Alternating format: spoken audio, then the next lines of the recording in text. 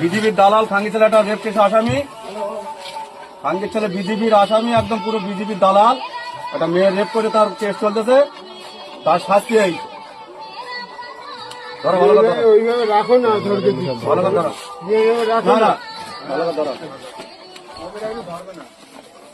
ধরো ভালো কথা ধরে,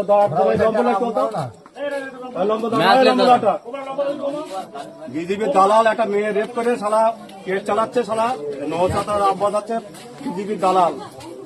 ধরা কোন খাঙ্গিছে টেঙ্গে একটু খবর ডালাও একটু।